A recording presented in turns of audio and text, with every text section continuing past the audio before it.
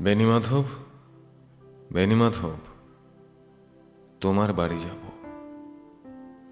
বেণীমাধব, তুমি কি আর আমার কথা ভাবো? বেণীমাধব, মোহনবাসী তমাল তরুমূলে বাজিয়েছিলে আমি তখন মালতী স্কুলে।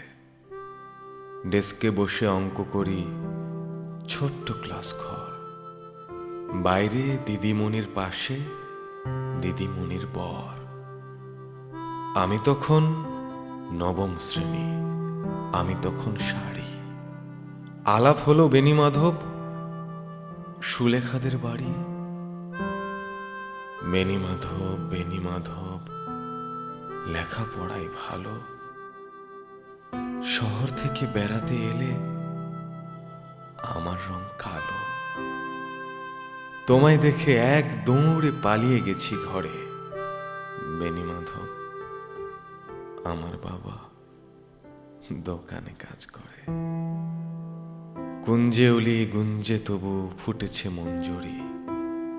সন্ধেবেলা পড়তে বসে অঙ্কে ভুল করি। আমি তখন নবম শ্রেণী, আমি তখন 16। ব্রিজের ধারে বেণীমাধব, লুকিয়ে দেখা হলো। বেণীমাধব, বেণীমাধব, এতদিনের পরে সত্যি বলো, সেসব কথা এখনো মনে পড়ে? সেসব কথা বলেছ তুমি তোমার প্রেমিকাকে? আমি কেবল একটি দিন তোমার পাশে তাকে দেখেছিলাম আলোর নিচে, অপূর্ব সে আলো। স্বীকার করি, দুজনকেই মানিয়েছিল ভালো।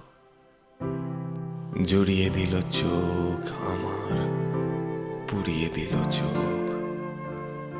বাড়িতে এসে বলেছিলাম ওদের ভালো হোক। রাতে এখন ঘুমোতে যাই একতলার ঘরে। মেঝের উপর বিছানা পাতা, জ্যোৎস্না এসে পড়ে। আমার পরে যে বোন ছিল চোরা পথের বাঁকে মিলিয়ে গেছে, জানি না আজ কার সঙ্গে থাকে। আজ জুটেছে, কাল কি হবে?